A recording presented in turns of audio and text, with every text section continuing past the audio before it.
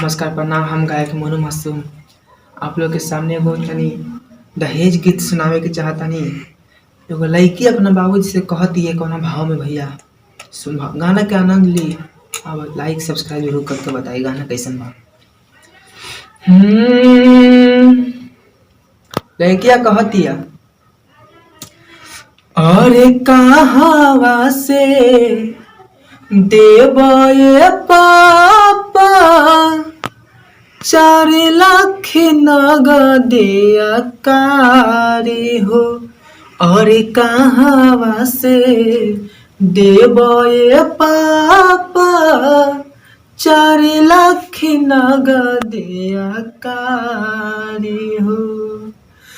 कहाँ से देबा कहाँ से लेबा पैचाउरी उधारी हो।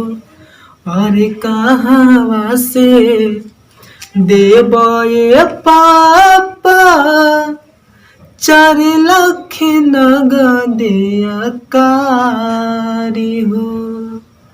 अरे कहाँ से देबे पापा 4 लाख नगदिया कारी हो।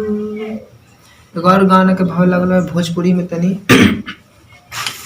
वो लड़किया बाजार में जाती है और बाजार में लेकर के देख के मतलब पागल हो जाते सब। तो वही में एगो लड़का कहता कैसे लड़किया के,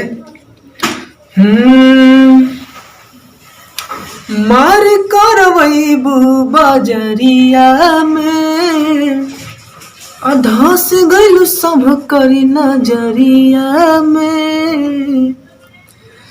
मार करवैबू बजरिया में धस गइलू सब करी नजरिया में।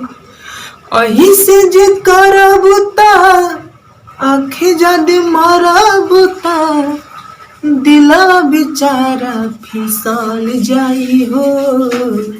सीना से आपन दुपट्टा न गिरे दिह पगलाई कोमा में चल जाई हो।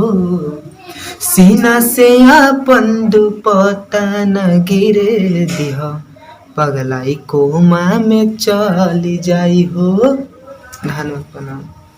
गाना के सब्सक्राइब करी, लाइक करी और शेयर जरूर करी। गाना पसंद आवे तो कमेंट करके जवाब के जरूर दी। धन्यवाद।